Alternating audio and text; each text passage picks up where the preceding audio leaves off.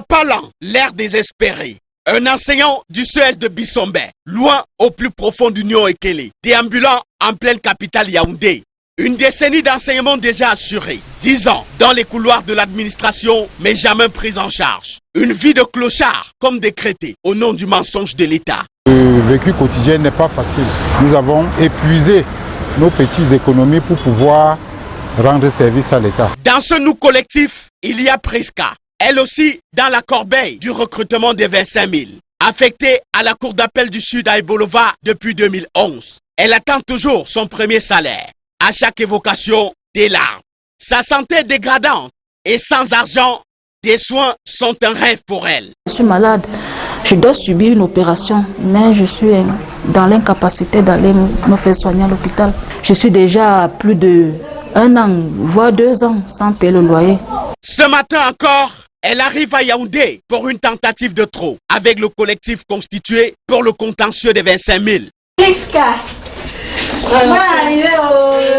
Francine est porte-parole du collectif. Elle aussi, dans ce tourbillon gay, a pourtant servi le pays jusqu'au nord lointain, avec des enfants en charge. Pour quitter Yaoundé et aller à Tuileries avec ses enfants, ça n'a pas du tout été évident. Vivre là-bas, les conditions de vie, payer le loyer sans salaire, pouvoir faire manger les enfants sans salaire, mettre les enfants à l'école sans salaire, vraiment, ça n'a pas du tout évident. Maintenant, le comble de ça, il faut maintenant suivre le dossier à Yaoundé, où le transport Tuileries-Yaoundé va à presque 45 000.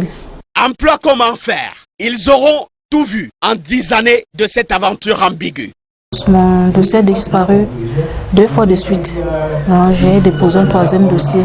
On tape le code du dossier, mon nom n'apparaissait pas. C'était le nom de quelqu'un d'autre, je ne maîtrise pas le nom de la personne. Nous avons été présélectionnés à sortir des affectations sans problème. C'est des années après qu'on vient nous signifier qu'au moment de mon recrutement, mon âge avait dépassé d'1 mois. Il y avait pourtant une commission d'examen de dossiers.